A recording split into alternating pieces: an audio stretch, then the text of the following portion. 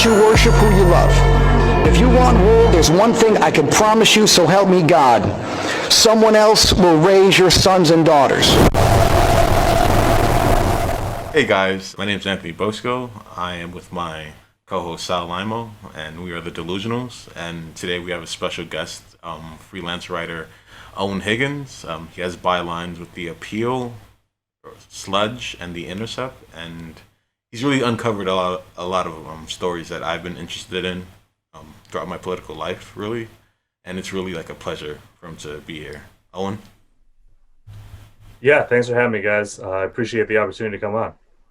Yeah, thanks for having us. Eoin is also a fellow opt-out partner, which I think is pretty cool. That's true. Yeah, I was Yes, opt-out. I was psyched to see you guys on there. I think you guys were on their big mailer. Oh yeah, the weekend picks. Yeah, that was pretty cool. I was really hype about that too. Shout out to Opt-Out, Alex Koch, and Walker Bragman. Mm-hmm. But yeah, we're really stoked to be a part of that project, which I think is a really cool project. But yeah, Eoin, thank you for coming. How did you guys feel about the debates? I fucking hated them. I thought it was really boring. Yeah, I mean, I tapped out after a while. Like, I couldn't do the whole thing. It was just too much back and forth. Like, I think from what I saw, I would say that Biden won easily just by not collapsing on stage. I mean, that's all he had to do was just like standing upright. Yeah. Kind of leaning on the podium a little bit. Yeah. But yeah, I mean, it was just horrible. I mean, like, I also saw like people like commentators on Twitter, like Andrew Sullivan and other right-wing people, saying like it was like the worst thing that has ever happened to the country and stuff like that. And it's just really stupid, and like it shows a total lack of perspective on anything. But I mean, I don't even know what the point is. Like, what's the point of the debate? Like, to show that they can both like talk to each other. Like, I understand when there's some civic interest in it, I guess, like Obama, McCain, Obama, Romney, Bush, Kerry, like that. I guess that stuff can be kind of important, but at this point, why subject the country to an hour and a half of this? Like, I don't know. I mean, that's just like my perspective on it, but maybe that's because I'm sick of this election because I've been thinking about nothing else for like the last year. But well, for me, it kind of crystallizes that Trump has completely lost his message compared to 2016. I felt like all the like quote unquote populist rhetoric that he had in 2016, like, he doesn't have those political instincts anymore. Like, there was a moment where he could have just completely hammered Joe Biden about NAFTA and at least said that, hey, I changed some elements of NAFTA. I at least like bargained for it again in a different way, and he didn't take that opportunity. He didn't take the opportunity to really like hammer him about like the crime bill, really, to highlight how he passed the First Step Act, which is not really that effective considering like the totality of the crime industry in the United States, but it's something. And he completely just targeted like the suburban voters, and I think it was just about that. It was appealing to the suburban voters, the left to be damned, everyone else to be damned, really. Let me can I ask you a question about that? Like, do you think that he's just like, when you say that he's lost his like populist rhetoric, do you think that it's because he's part of the establishment now, or do you think that it's just because his entire campaign is this Fox News fever dream and that's all that he's thinking about? I think because he's part of the establishment now, because now he just touts the stock market. It doesn't feel the same way.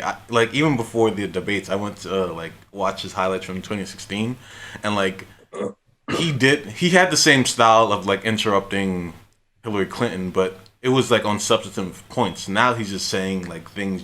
He's just interrupting for the sake of it. And I think that their whole plan was to like have Joe Biden stumble and look lethargic compared to Trump, who's like always like bouncing around.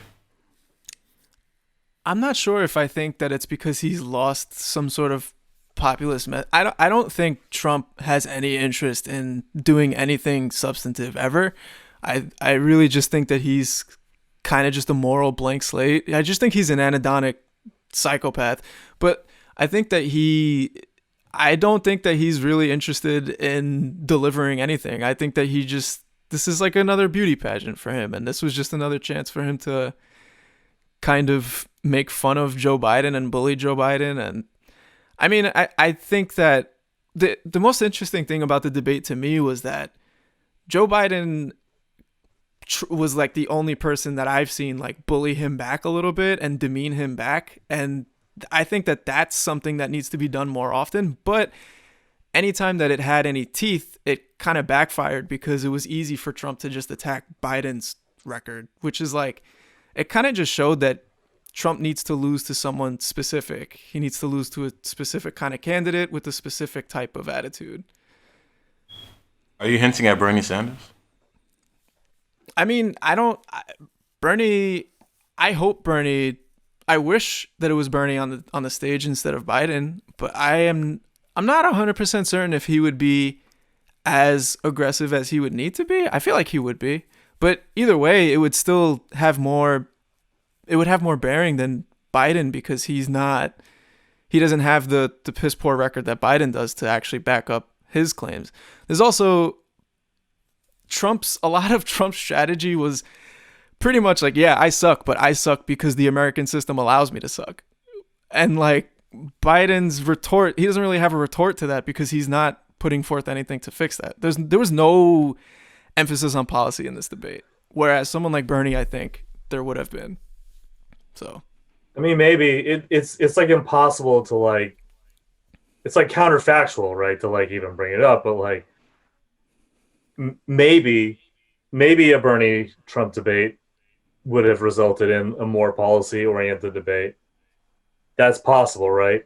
But if Bernie had gotten the nomination, he would have faced 5 to 6 months of relentless attacks from the right and the media about his ideas, and Trump would have just had different attack lines for him.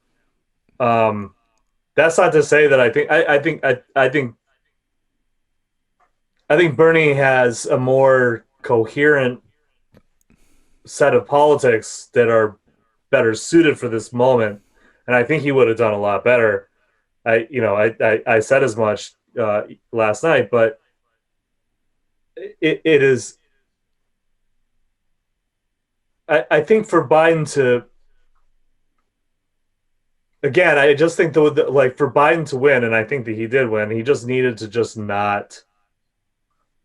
Topple over. Yeah. He just needed to like prove that he doesn't have dementia, and like he just needed to like stand there and not fall into that trap. And I think that he did that. And yeah, just like going off what you're saying, Anthony, like there wasn't any substance to what he was saying. It was just these relentless attack lines that are all like canned right-wing fever swamp garbage that doesn't like make any sense. And when he's just ranting like that, like, to people like us who like follow this stuff like crazy, like first of all, like we're not the audience for this. We've already like made up our minds, or like we've already made up our minds and already have like strong opinions about this stuff. Like that stuff isn't going to really change. Like we're observing it from the perspective of people who know a lot about it. But if you put yourself into the position of a low information voter, like, either somebody who is working all the time and doesn't have time, like a member of the working class, or or a member of like of suburban upper middle class, or even rich people who are just not paying attention. What I'm trying to say is the low information voter is not like a class specific designation, right? That's like a wide swath of people. So, but any one of those people like watching this debate would just be like, okay, so yeah, Biden's obviously an old guy and he's acting like an old guy. Trump is acting like a lunatic. This guy, like I know that like a lot of people died from COVID, and this is the guy who's in charge. And so, if for like a dozen people in the country who are undecided. I mean, I think if you're undecided, low information voter, and you're watching this, I just don't know how like. I don't know how, and I'm not saying that you guys are saying this. I just don't know how anyone could look at this and be like, "Yeah, Trump's blows really landed." Like, I just don't think that happened. Yeah. Pollster Frank Luntz actually said that he had a sizable amount of people's undecided voters say that they're leaning on not voting at all after seeing the debates, and that was pretty like funny, pretty dispiriting that these are the two candidates that we have. But yeah, I think the biggest takeaways for me from this debate were Biden's lack of interest in any kind of progressive policy, him bragging about defeating Bernie Sanders, which to me indicates that Bernie was never really someone they saw as viable to beating Trump. That was somebody that they wanted to defeat.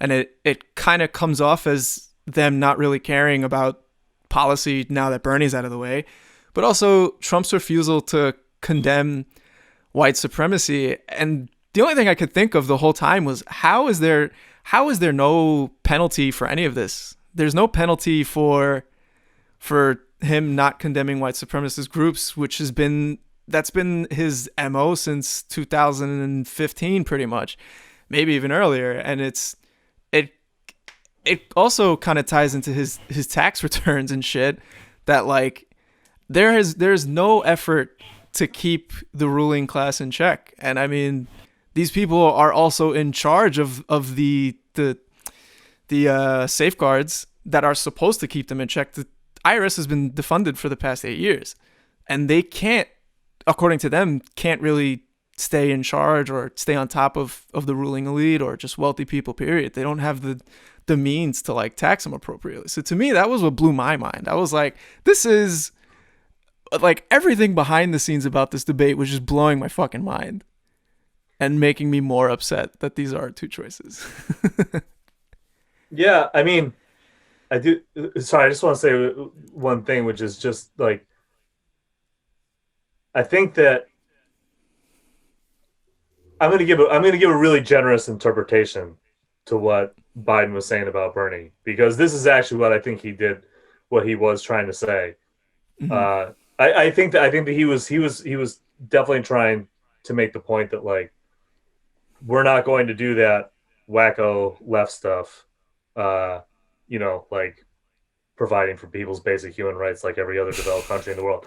But like, I think what he was really trying to say though, like in that moment, because that was at the top of the debate, I think the part of it as well was he was just like saying like, you're not debating Sanders, you're debating me. And I am the Democratic Party, because he's right about that. Like, as much as we may not like that, it doesn't matter. He is correct. He is the Democratic Party. His platform is the Democratic Party's platform, and he did beat Bernie. Like, those are three incontrovertible facts. Like there's no way around that. Like, that is what happened. And so I think that at least part of him making that declaration at the top was to basically assert himself over the lines that are going to be coming out from Trump, that he knew were going to be coming from Trump, trying to like tie him to like other elements of the party. And, I don't know how effective that ended up being. But it did, I mean, politically, right. Because I'm trying to talk about this politically. I'm not trying to talk about this as like what's right or what's wrong. Politically, I think that may have been a good move, because that kind of suck some of the air out of the room for that attack for Trump. And now Trump can't really hit him as hard if he's going to be wavering on that. He said that. That's it. Move on.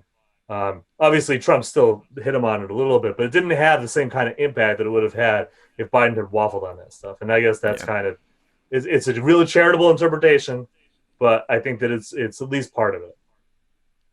I mean, to give Trump some credit, that he sees like the little fissures between the Democratic Party and the true left, and like he tends to play on that. I think that's why having Joe Biden say that he doesn't support the Green New Deal out loud so transparently, it's like that may not be attracting any like moderate people to your campaign, but it's certainly like destroying any prospects that the left is going to like join in with a smile to the Biden campaign. But he knows that the left is going to vote for him anyway. I mean, I think that's what it is, right? Like it's like you're completely right. Yeah. Like, are we?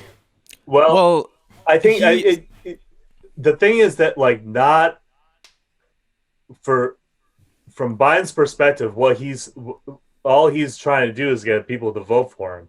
And I think that the number of people on the left who are not going to vote for Biden, who are going to decide not to come out and vote for Biden, is just not like a large enough number of people to make a difference. And it's like this. It's a fucked up calculation, and it's one of the things that I hate the most about the Democratic Party. And there's a long list of things I hate the most about the Democratic Party, but this one's real high up there, is the fact that they just do not care. They don't care. And they just they treat the left, and they also treat black women, they treat black voters, they treat Hispanic voters the same way. They know that as much as any of these groups may have problems with what the Democrats do, they know that a majority of them will always support the Democrats because the Republicans are basically like just so many orders of magnitude worse. So it's just this fucked up like way that they treat these groups of voters. But that is exactly what is happening here. That's why he doesn't care if he says I don't support the Green New Deal. He doesn't care. I mean, like, how many leftists are not going to vote for him because of that? It's not a large enough number to swing the election. I say now. Yeah. I don't know. We'll come back and talk like in like 5 weeks. Maybe it is a big enough number to swing the election. But like from the perspective of Biden and the other Democrats, it's not enough. You know what I mean? Like it's just not. It's completely disrespectful and awful. But like that's what he's doing. He's just like, I don't care.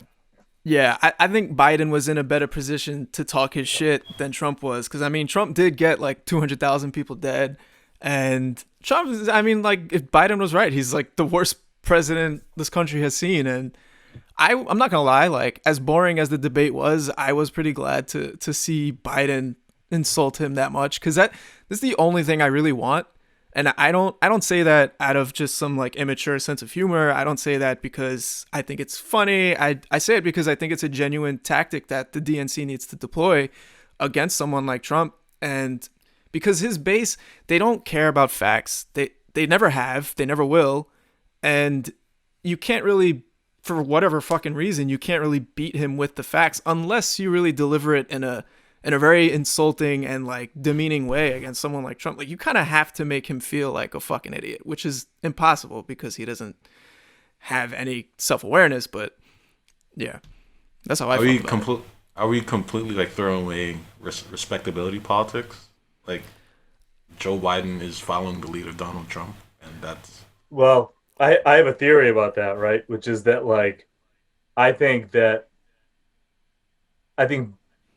Biden in this election is in a lot of ways fighting the last election, right? He's doing what Hillary Clinton should have done politically.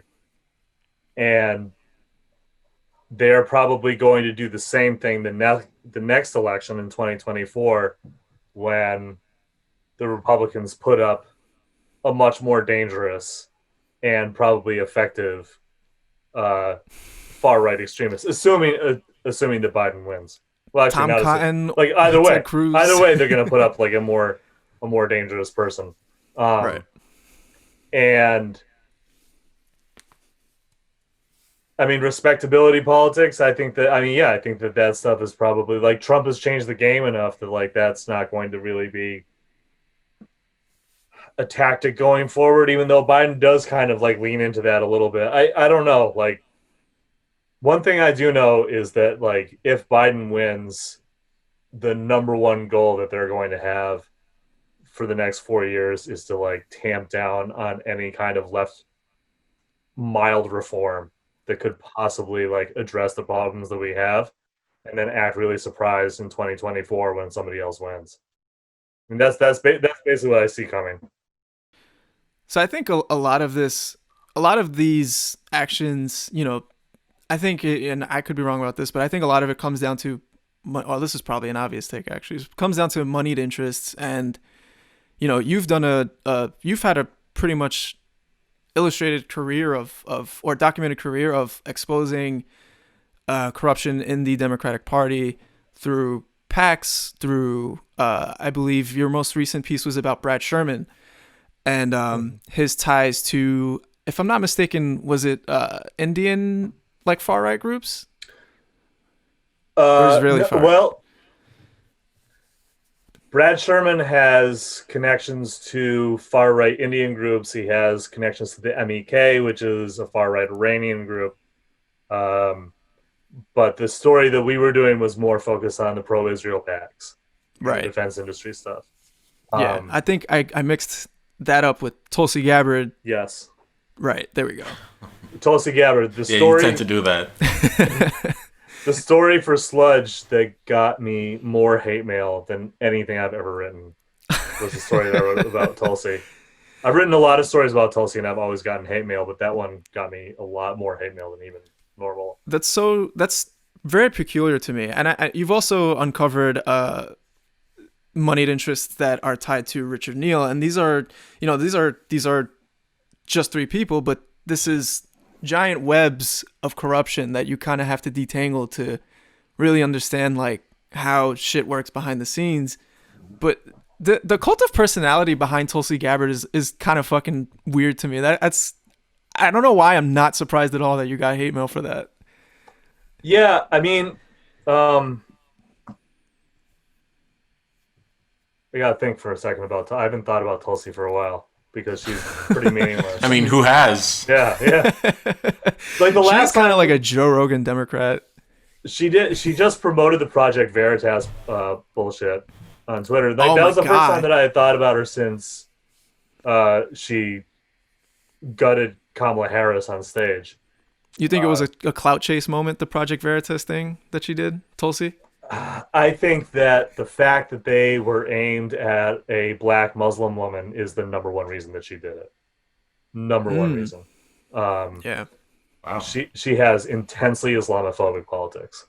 Right. And her, yeah, man, Tulsi. Tulsi's family in Hawaii are really powerful in the Democratic Party there, and they are also very, very right wing. Her father was virulently homophobic during his political career.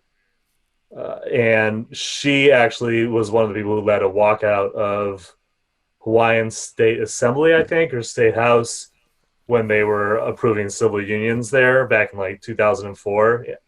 Tulsi was in objection to them doing that. They are Democrats, but that's kind of because if you're in Hawaii, like you can either be like a Democrat or not have power. Right? Like there's no space for the GOP there at all. Her politics and her connection, she's Hindu, and her connection to the Hindu nationalist movement in India that is behind far right fascist leader Modi, who is building concentration camps in the country's northeast regions.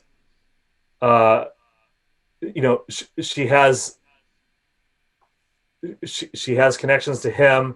She was brought over in 2014 on his dime, as it were. She receives a lot of funding from Hindu American Foundation and all of these American groups that are pro-Modi groups. So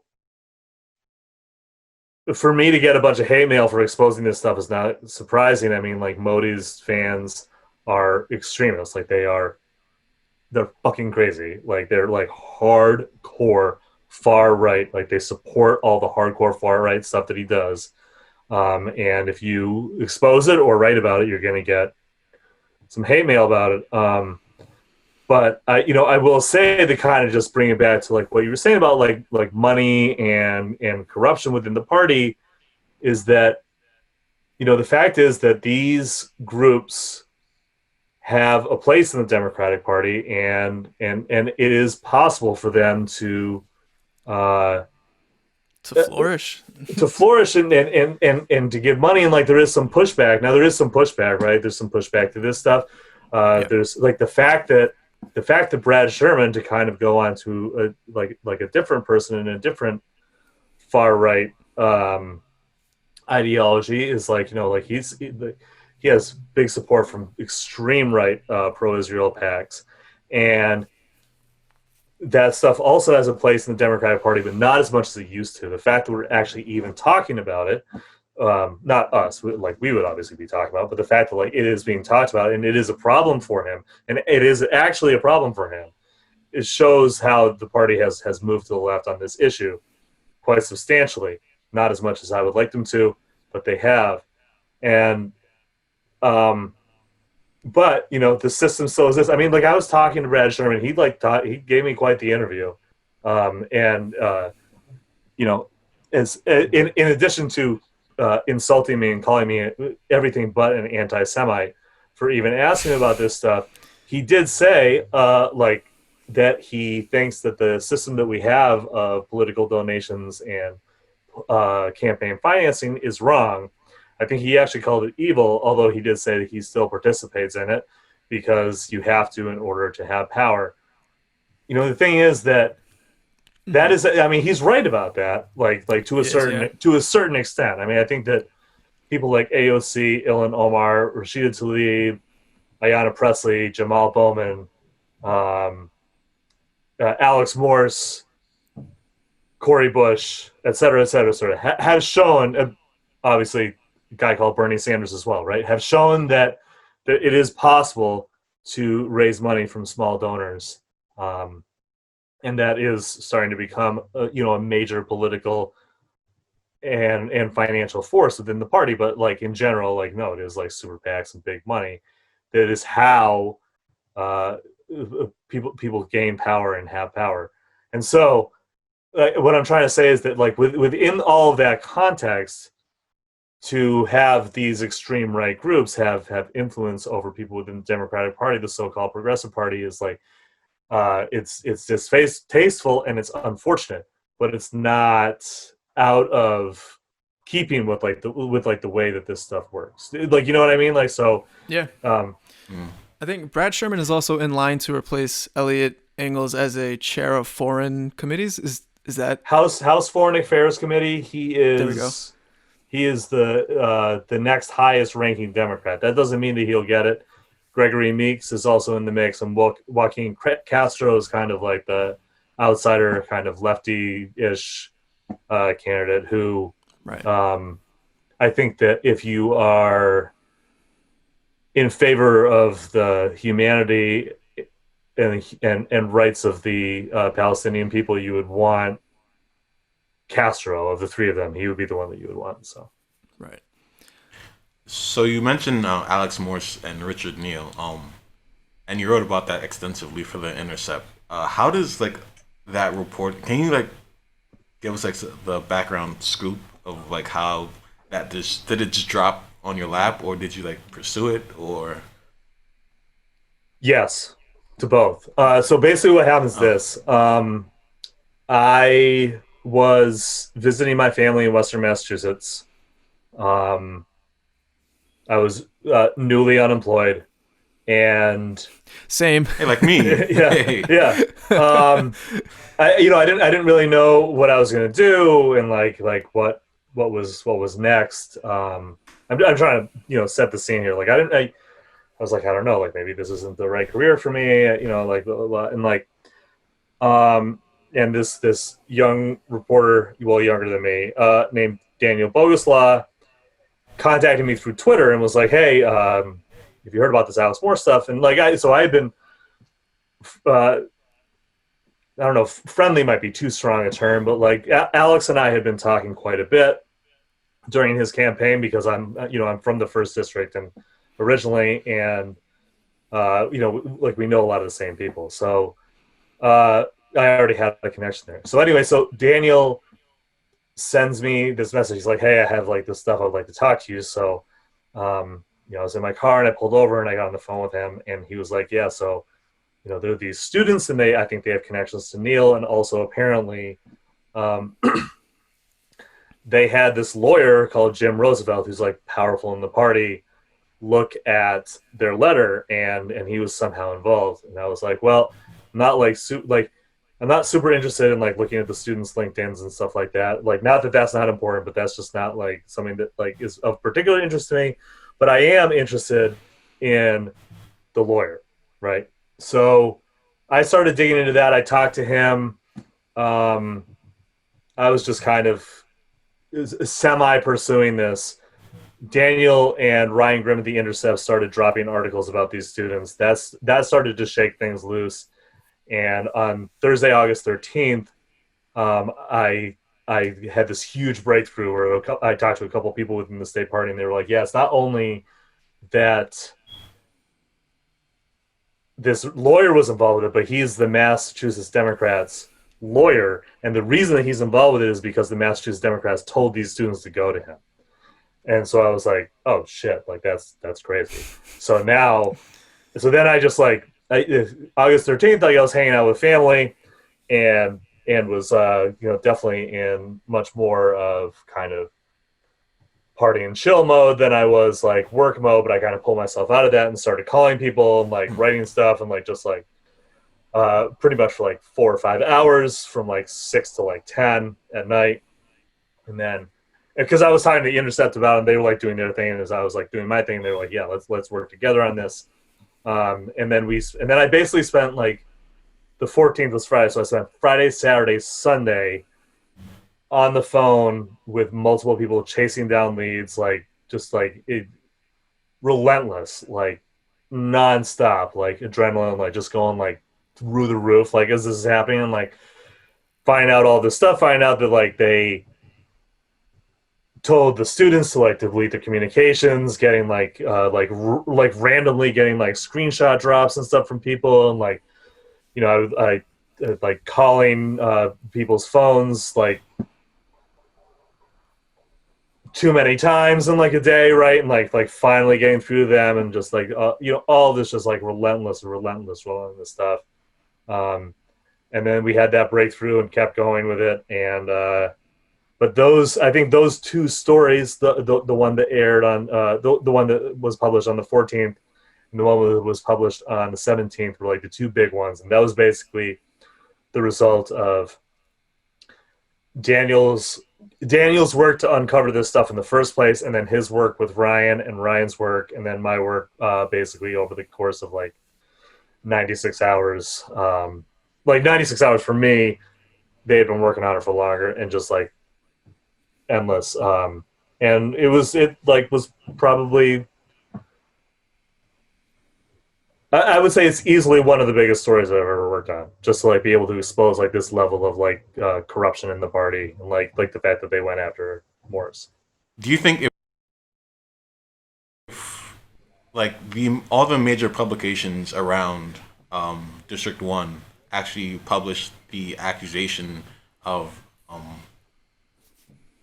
wrongdoing by Alex Morse, do you think that if the other publications would have published your side or your findings with Ryan Grimm and The Intercept, that it may have like affected the race or even have won Alex Morse District 1? Yeah, I mean, so I wrote about this, as you may have read about like the local media treatment of this, Yeah. and it was bad. And look, like I used to work in local media in the Berkshires. I used to work for the Berkshire Eagle. I was not surprised to see them not really cover it too much, although they did cover it a little bit. I think that the story was amplified in a couple of different ways. I think that one of the main ways that it was amplified by local media was that it got dropped on a Friday, and so it was all anyone talked about until Monday, until the Intercept started publishing stuff on Tuesday. Were just these accusations and the fact that you got to understand like how bad they rap fucked him here. Like they wrote this letter. The college Dems wrote this letter to him, demanded a response. He gave them a measured response saying, I need to take the weekend and think about it. This is August 6th, right? They sent that and then August 7th, they just released it. So the only statement that he had on August 7th to give to the papers was the one that he had already written for the college Dems, which was intentionally, I would say, I don't want to speak for him, but it felt to me like it was intentionally conciliatory, because he wasn't trying to like turn this into a huge thing, was also trying to listen to them, right? And so what happened was that but the accusations were super vague, but him having a statement in response that's basically like, I'm trying to listen to you here, in a lot of ways sounded like he was acknowledging that there had been some kind of wrongdoing. So that drops on Friday, and then you have like Saturday, Sunday, Monday morning of like all the TV, radio, and newspapers with like no pushback. So that's a huge, huge, huge hit, right? And then, so that's kind of what I'm saying by the fact that's how they wrap fucked him. Like they did this on purpose so that he wouldn't have a chance to really pivot and hit back, and so the news cycle would not. So it wouldn't drop on a Monday, meaning that there wouldn't be like the entire week to go through, right? So it drops on a Friday. You don't have like the rest of the week to go through with the news cycle. Like it drops on a Friday, like that's the story through the weekend, right? It's completely calculated. This was done on purpose. Right. So once we started dropping our stories and they're drip, drip, drip, drip, drip, it's coming out. They're not taking it super seriously, and they're hitting him again all through the week, and then hitting him over the weekend again. And their decision not to cover it and not to cover our revelations with the same level of attention that they had given to the accusations in the first place. Look, I don't know if Alex could have won. I really don't. He narrowly won a lot of his victories. Very narrowly won his mayoral elections. Yeah, but a 60-40 split, like that does not show that he probably did not have what it would have taken to win. Cori Bush actually got defeated by a worse margin, and she's she's going to be a congresswoman, so. Right. No, right. And they were polling similarly at the same time, right? So I don't want to say that like he couldn't have done it. I'm just saying that like if you look at a 60-40 split, like it's hard for me to see in this election that he would have been able to win that even without this, right? And which is why I think that a lot of people were saying when this happened that this was not so much about Richard Neal winning. This is about destroying Alex's life for daring to go up against Richard Neal. And I've heard that off record from a number of people in the area who are in politics in the area who said, yes, this is exactly what they do. They make sure that nobody will go up against them. And they do that on purpose. Like they hit you that hard. Even if they're going to win, even if they think they're going to win, don't care. Hit you that hard so that there's nobody challenging. So, but anyway, to get back to what you were saying, like, yeah, so if they had covered this stuff with the same attention and the same sensationalism, I am personally not convinced that he could have won, but he might have won. Like I don't want to say actually no. I'm not personally convinced that he would have won, but I think he could have. Right? You know what I mean? I think that this the possibility probably was greater. Right, because Ryan, I think it was Ryan, or maybe it was Josh Landis at WMC. Somebody wrote a piece that basically was saying that like there were voters in Western Mass who were like, I don't really know what he did. I just know it was something bad. And, like, there was something with the students, and like it was all so vague. But the papers and the local media never like took action to make clear like that. No, this was a smear campaign. There was nothing behind it. Instead, they amplified the smear, like you were saying. They amplified the smear in the beginning, and then they never really touched the other stuff. So yeah, I mean, I think it did have an effect. Like, was it the determining factor? Was it the thing that actually like made the difference? It's hard to say. And again, that's why I bring up like that split, that 40-60 split. It's hard to say. But I think that to say that it had no effect is impossible. It definitely had some effect. So that'll be my answer to that.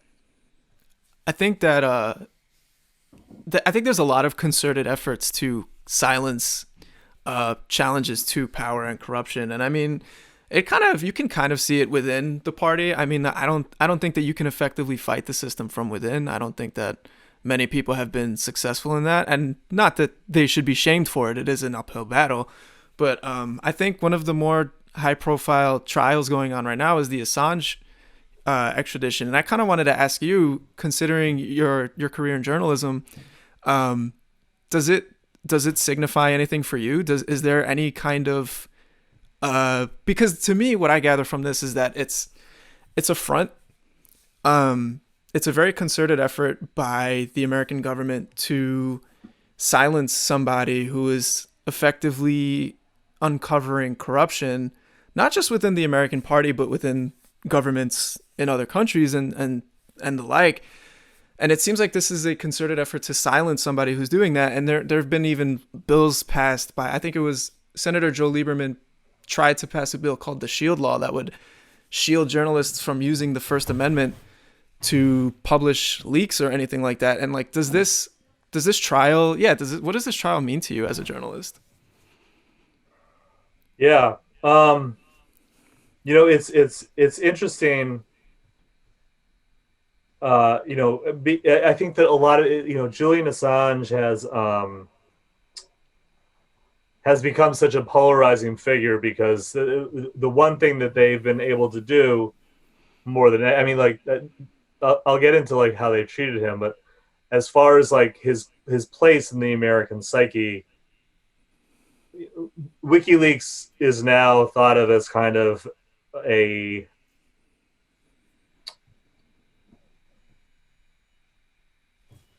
it's like a demonized figure, basically. It cost Hillary the election, and it's like his connections to Roger Stone or his alleged, all this stuff has been swirling around for so long, and also like the rape allegations.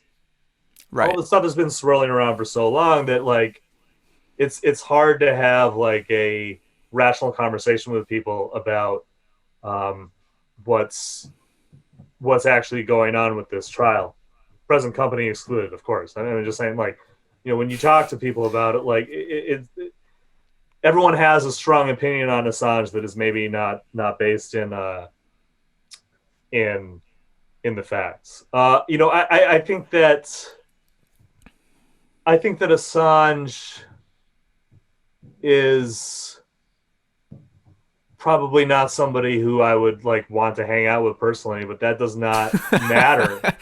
That doesn't I wouldn't matter either, really, honestly. I don't even care if like he dropped all of these emails to help Trump win the election against Hillary. Like let me restate that. I don't care about that as far as like saying that he should be extradited. That's not like, I don't see that as a crime. I don't see what he released as not journalistically relevant and important.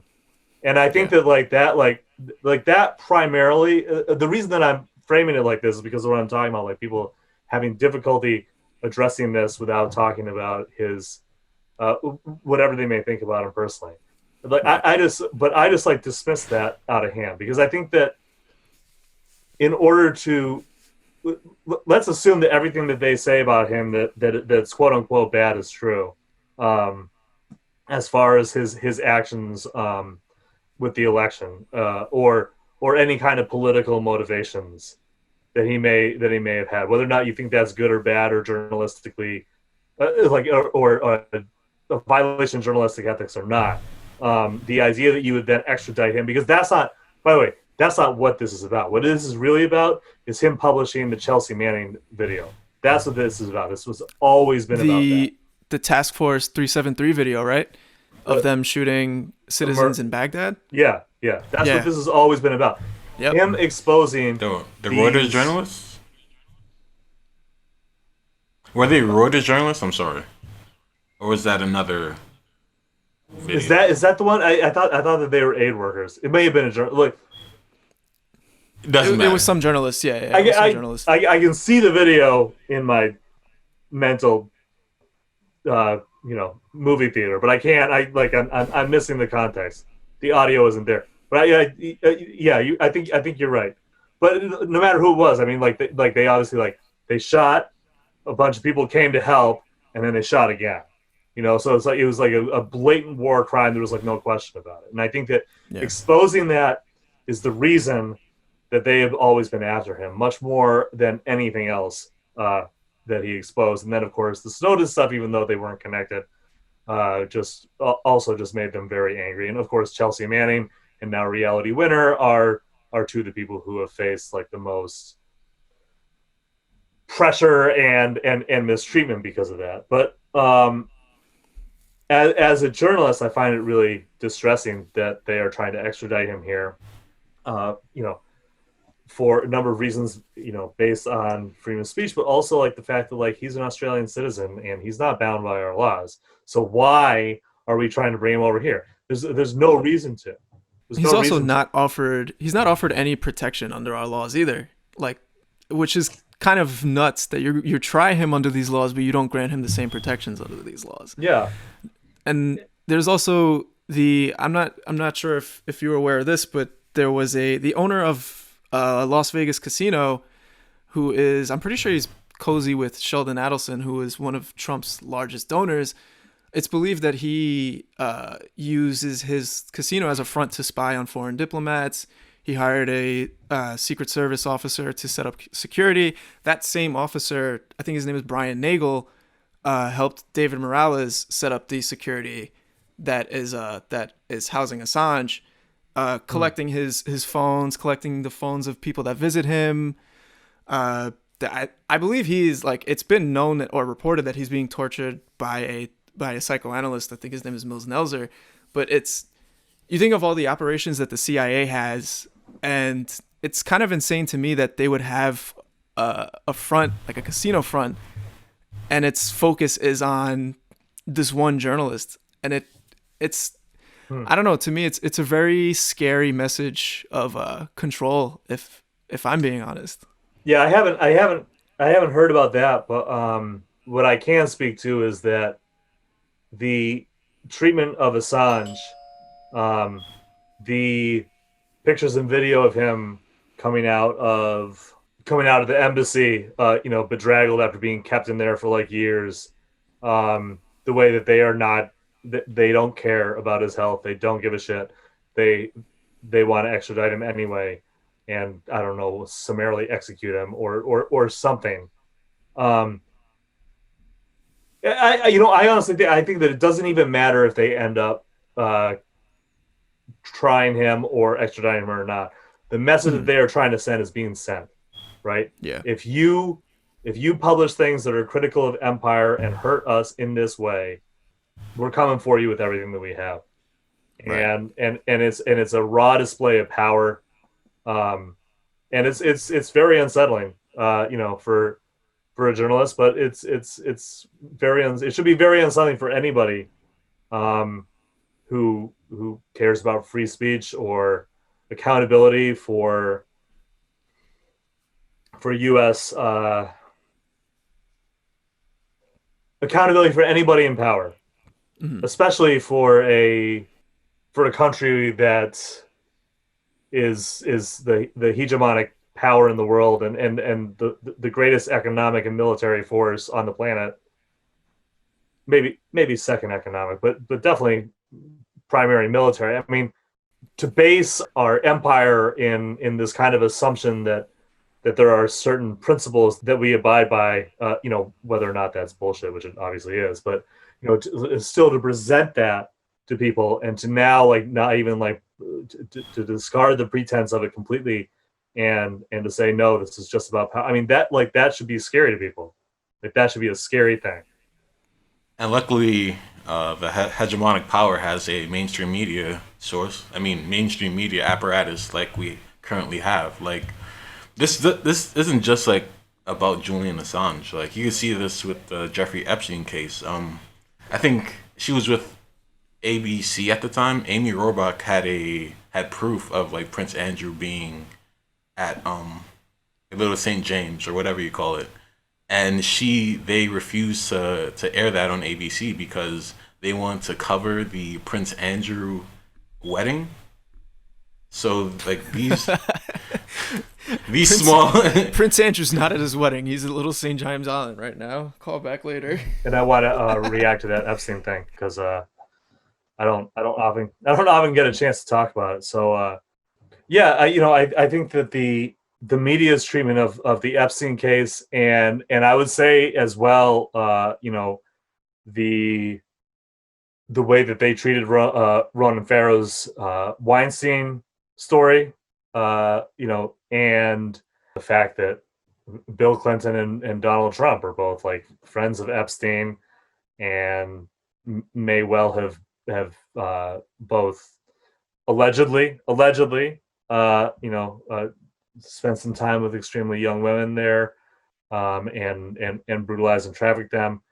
The fact that this stuff is not talked about all the time is, well, I mean, it's kind of understandable it's not talked about all the time, but it's just, it does show, and I think this is, and correct me if I'm wrong, Anthony, but I think this is the point you're trying to get at, like this idea that that the media is just kind of covering for the powerful, right? Like they're just, that these institutions don't exist so much to reveal the truth, but to kind of put forward a certain point of view. That, and like it starts creating the apathy that eventually breeds a contempt. Like it's not that. I feel like Donald Trump tapped into something by strictly saying, "Hey, all these establishment type figures are all corrupt, and everything around them is. So I'm the guy who's different from that." And ultimately, he's been proven wrong. He's been proven to be a liar and a fraud. But it's people still have that like idea about like the ruling class. So yeah, there's like I think that was, I mean, that was a major reason why I think Trump won in 2016, was presenting himself as the anti-establishment candidate, and Clinton presenting herself as the establishment candidate, and it being a change election, right? It doesn't matter that, I mean, this is kind of what I was saying about like low information voters, right? Like if you take like 5 minutes to like think about it, it's obvious that he's just completely lying, and that what he's going to do when he comes into office is going to be exactly what he did do, which is just like run the table on the place for his friends and institute ever more horrific authoritarian policies. I mean, like this was like very clear, but he did a good job of presenting himself as not that. And yeah, I mean, I think that these institutions that exist are that he was running against, because he was running against more than just Clinton. He was running against like the entire system, like you were saying, like have shown themselves to be a lot more interested in perpetuation of the system than they are in any kind of like moral or societal good.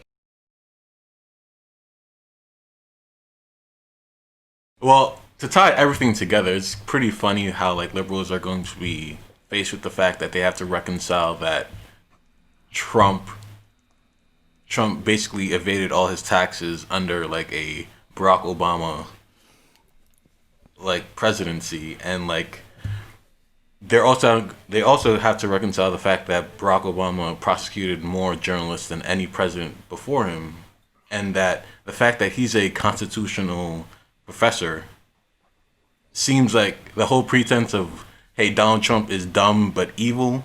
So what would you like characterize Barack Obama if he knows the Constitution like with the back of his hand? Like he's a scholar for it, and he completely let. And it's for and the funny thing is that it's not even like his war crimes, just George Bush's war crimes. So any opposition that he has to George Bush, I mean, it's obviously eroded the last 4 years, considering how like Michelle Obama won't let go of him like physically. But you could like the whole dichotomy of them is completely, that whole charade is completely gone. And I, for one, that may be like the silver lining to the Trump presidency is like maybe more and more people could see like, hey, these are just one party of capital, and that's all it is. And to do these like fights of like, hey, Trump is going to be a dictator, I reject that because I feel like we live under like a totalitarian aristocracy, and I don't think they're not going to allow him to be a dictator, even if he wanted to, because that's not how the party goes. It's like it wouldn't be like if like say if Trump does want to become a dictator, I don't think we, the people, are going to be the ones who actually stop him. I don't think we have the power to stop him. So, I don't know. I think I know I just dumped a lot of like things on you. No. I know. I'm just trying to figure out how to like react to that because I understand what you're saying, even though I disagree with it. But I'm trying to figure out like how to like put my disagreement into the right words. Yeah. So, I get what you're saying. I get where you're coming from, but I think that I think a couple things. I think that first of all, like one of the smart things about the American system, and this is not smart like good stuff, this is, like, insidious smart, right? Is that like it?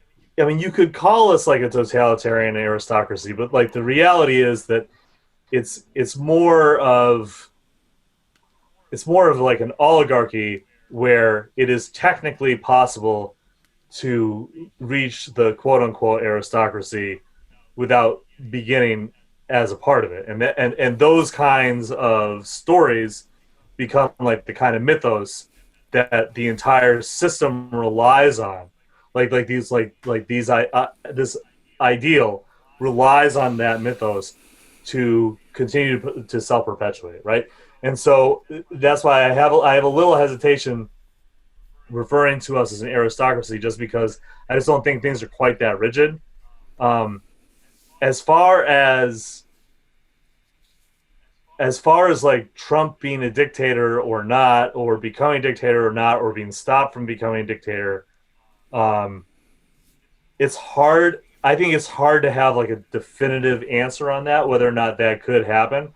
I agree with you that it's unlikely, but I don't know if I would say that it's impossible. And the reason that I wouldn't say it's impossible is because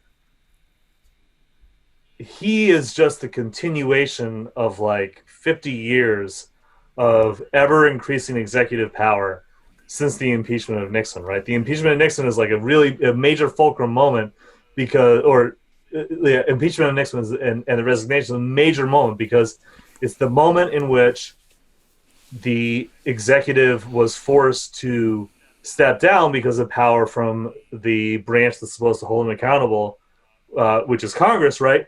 But the reaction to that from people who were in his administration, primarily like Dick Cheney, Donald Rumsfeld, and the people who were surrounding him, and like Roger Ailes, and the part of like this kind of like right-wing infrastructure that existed then when they put up Reagan in 76 and in 80 when he won. Like one of the primary things that they were doing was they were trying as well, like they were trying to do a whole bunch of shit, but one of the things that they were definitely trying to do was expand the power of the executive, and that continued through every president we've had since then, to the point that like, and then after 9/11, of course, like Bush seized tons of power, and Obama during his 8 years ensured that power was kept in place and expanded it even more. So Trump is just taking really, if you just look at the last 20 years, you look at like 8 years of Bush seizing huge amounts of power, Obama acting to like codify a lot of that into law and expanding it in quieter ways, like the executive orders and the prosecutions of journalists, and just like all of these like little things that kept on happening where he had like a lot of like liberal cover because they loved him, but like he just kept on doing this stuff, and a lot of us were screaming about this at the time, saying this is really, really bad, like just got ignored. Sorry, I just have to like toot my own horn on that. but like and saying, hey, like, by the way, like someday some idiot's going to come in here and he's just going to seize a ton of power and you're not going to have any kind of institutional pushback on it. And that's what Trump has done. So like whether or not like the underlying elite are going to approve or not approve of him seizing enough power to make himself like a de facto dictator, I think is hard to it's hard to say that won't happen, just because like the legal mechanisms are already kind of in place to start doing that, and it has been starting to do that. Yeah. And so like I don't think we're going to see something like the tanks are going to roll in. Yeah. Too, right? But I do think that you could see in like 10 years a President Trump Jr. or even or President Harris, like doesn't really matter, having enough power that they've seized through executive power that they would be a de facto dictator. Does that make sense? I kind of wanted to add to that by saying how critical public opinion is to the expansion of powers and to the diminishing of powers. And I feel like for Trump right now, like I don't know what his polls really say, but I mean his base will always love him for whatever reason. But even with Michelle Obama and George Bush, people are always going to love Michelle Obama and Barack Obama, even if, they're exposed for war crimes and stuff like that. I don't know if it'll be enough for people to be as critical as they should be about his presidency, at least not anytime soon. But I'm glad you mentioned Nixon, because in speaking of public opinion and like leaks and like kind of on that, a large reason why the Pentagon Papers were successful was because of public opinion, and because public interest in staying in Vietnam was like waning, and there was a whole effort by the government to kind of keep that going. So I kind of feel like one thing that doesn't really get I kind of feel like public opinion kind of gets swept to the side. Like we all rely on these institutions and everything like that, but I personally feel like the reality is like public opinion is probably what the president wants to manipulate the most at any given moment, because then that's what also helps them stay influential and in power and keep these systems in place. And yeah, I think that's... Yeah, I mean, like the public support is really... Sorry, Andy, I just like public support is really important. You obviously are not going to be able to stay in power in this country without at least a hardcore public support. I mean, that's in any country. No government, no matter how autocratic, authoritarian, and brutal, can stay in power if the people completely reject it. It's just not possible. It doesn't matter. I kind of challenge that. You challenge that? I mean, give me give me an example then. Give me an example of a country that has zero political public support, but is still in power. Well, Congress has like a 9% Q rating. Congress as a whole, but not individual congressmen, not individual members of Congress. I mean, that's pretty alarming. Period. And it kind of like it is. It kind of speaks to like the apathy I was talking about, where it does. Like I could totally see like Trump seeing the vacuum of power and the vacuum of leadership in this country and just like running off with it. And at the same time, I also see like Congress actually like stepping up their like litigious game, because no one has actually threatened their power in a very long time. We've never seen an inspired Congress ever in our lifetime. I don't even know how old you are. So like I think that if that clash were to come, I have like the home team is definitely like Congress and the establishment that we have. Yeah, they are. I mean, they have. I guess I don't follow what you're saying. basically to go with what Sal was saying about like people not being informed and people just having like apathetic feelings towards like institution of power, mainly Congress and the media. Well, it's not so much that it's that they can, if you can come out with a report tomorrow about all these crimes and stuff, and then Michelle Obama can, and this is just an example, I'm not trying to be specific, if she can just hug George Bush and say something like we can all get along, and then everybody loves her again, then what good does it really matter? And the other point I'm trying to make is the extent to which officials lie to keep public opinion fervent. It's specifically Trump, because I'm not sure how his whole aspiring dictatorship and not, refusing to step down pending his loss, I don't really know how that's going to go, but I feel like if a military force interferes or if somebody ejects him, then it could also energize his base too. And I feel like that's something that's kind of undermined. Maybe a better hypothetical, and I think this is maybe what you were trying to say, Anthony, and I think I may have misunderstood you. Is something of this general effect, like maybe instead of like talking about somebody like Trump refusing to step down, we talk about like if Obama had refused to cede power in 2016.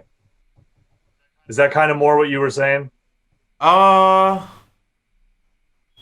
mean, it could be anybody really, but I think that with the cult of personality that the Obamas have, it would be much easier, and how obviously different the press treated him. So the assist from them and the combination of that, I think so.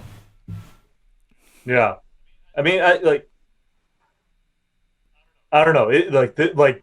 We're talking about like, I feel like we're talking about like individual parts of systems that are like so complex that like every time, almost anything that you can say about like how American society and systems work can be is I feel it's all so complicated, and like there's all of these different moving parts. I guess I don't.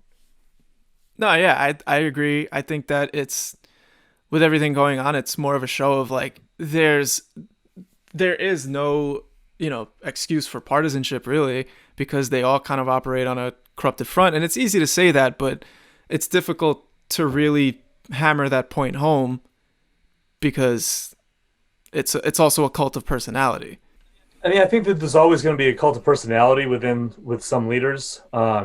As far as Trump like seizing a whole bunch of power, there is like one major polling point that has come out that basically shows that like he just doesn't have the support of the military, so can't really seize power without that. Yeah. Right. Which isn't that kind of like a good thing, considering that like he kind of wants to get out of like Iraq and Syria and all these things, and like it's kind of I feel like the presidency is not as important as it was. Like it's gaining power, as you said, but at the same time it does have like its intrinsic limitations, like I don't know, deploying and like retracting troops. So maybe I don't know like the machinations of it, but go ahead. The president can't declare war, but like they can. I don't know. I mean, like that's definitely like that. That's a big like calling it a police action was used to be what it was.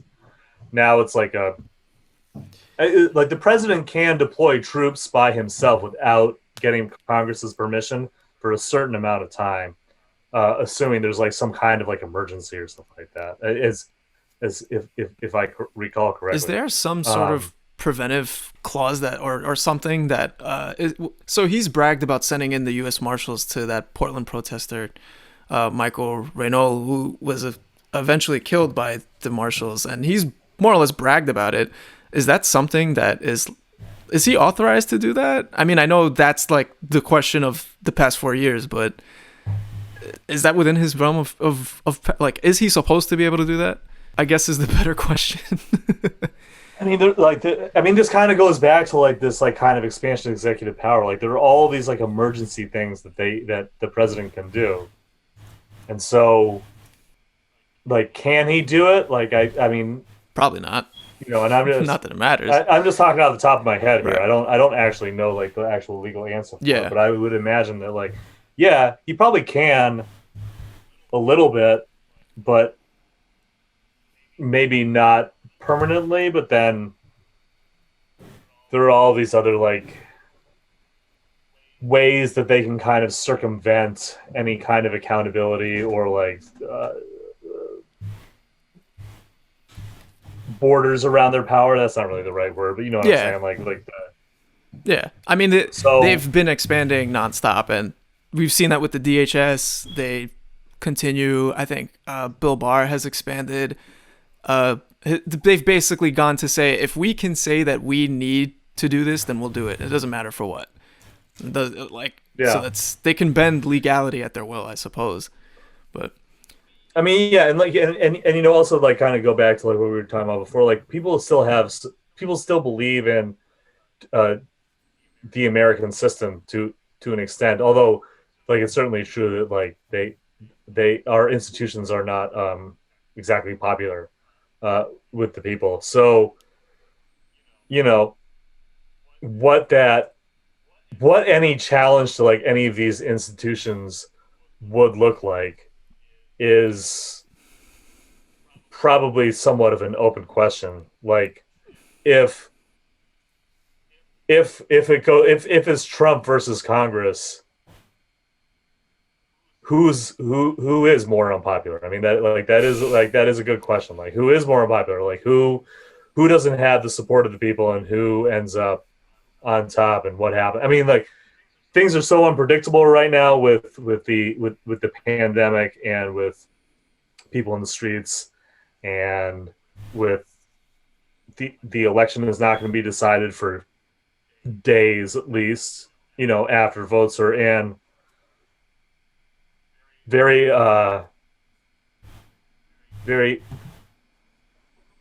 very tense moment right now. yeah, Very cool zone moment. So, you know, I don't know. I mean, I predicted that Hillary Clinton was going to win by a landslide last time, so I'm kind of out of the prediction game. But Funny enough, we're gonna ask you the prediction to the election. well, all right, I will do that because I do have to jump off here. But this has been a lot of fun, and I'm glad I stayed on for a little bit longer. Glad to have you. Talk Thank to you you. guys for sure. Yeah. And definitely enjoyed spirited back and forth with you guys on this stuff. Like this is very good to have a good conversation about. Yeah, man, anytime. Yeah. I would love to come back on for sure. Hey. My prediction is this. My prediction is that Biden does not win, but my prediction is that Trump loses. And I think a yeah, metaphor. So, yeah. No, I think Biden wins the election. Okay. But I think he wins it because Trump loses. Oh, yeah, because Trump can't, like, because I don't think that Biden isn't running on anything. He's not going to win. He's going to win because Trump is going to just completely blow it, because 220,000 people are going to be dead of COVID, and the cops are going to keep on killing people, and like this is just like in the next 4 weeks, like all of this stuff is going to happen. I mean, like this stuff is not going to end, and it's just too much chaos for people, and I think that's why Biden's going to be elected the next president. And if the early voting totals are any indication, it could be a blowout. I don't know. I don't want to like make a prediction. I am working on a story about voting rights right now that will be out probably next week for the appeal. And you know, one thing that I'm hearing from voting rights experts is that like they're expecting millions of ballots to be disqualified because people don't understand how to do it, and because the rules change county to county, state to state. So I don't know. I don't know what it's going to end up looking like, and I don't know what that kind of in between time between like the end of the election and inauguration day even looks like. Mm-hmm. I mean, neither one of those men looked particularly healthy. I'll put it that way. Like, during the debate, neither one of them looked healthy. Like, they both looked real bad. So I don't know. Biden looked like fucking Casper the Ghost. If Biden looked extremely unwell, and Trump looked like he was on a lot of drugs. Which he probably was. He probably was. Hey, and I usually find that like endearing about Trump, but this was like, come on, man, you gotta put the pipe down, bro. Yeah, he was. I mean, he was just like, and again, I think this kind of goes to like, I think for most people who are not psychotically addicted to this stuff like we are, why are we? I don't know. I think there's a little bit of a so I self-loathing. But my personal theory is that there's a little bit of egomania associated with politics, and egomania is normally associated with negative shit, which fair. But I think, being so obsessed with bettering people's quality of life is probably a good thing. So I think some people are into that. I also think that it's way more fun to talk shit than it is to like do work, and that's the sad reality. That's what I also think it is. But that's just me. That's just my opinion. Yeah. I mean, you guys know my sister. You can ask her about my ego. I'm sure she'll. She's never. I don't think she's ever mentioned. She's just always like, "You sound like my brother. You always go on rants." I'm like, Yeah. All right, guys. Well, Eoin Higgins, thank you for joining us. Yeah, it's been a pleasure. Thank you so much for agreeing to do this. And if you have anything that you want to highlight besides the appeal article that you already highlighted, please do. Yeah.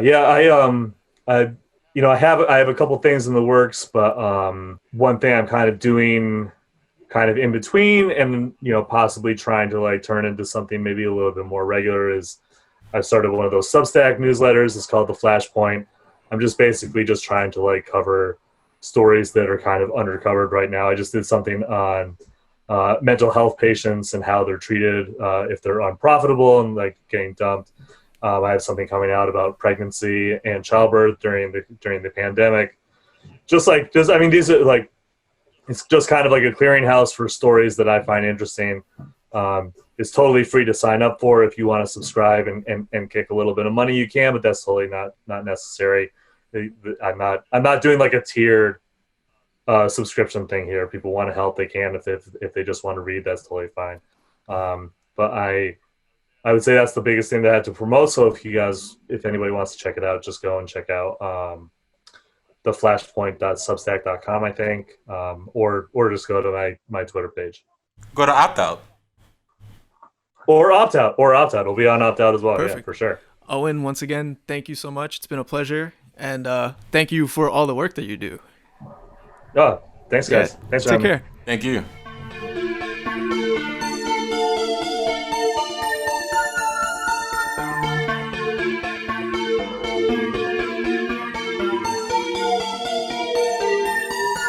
What the fuck did you just say, Stop?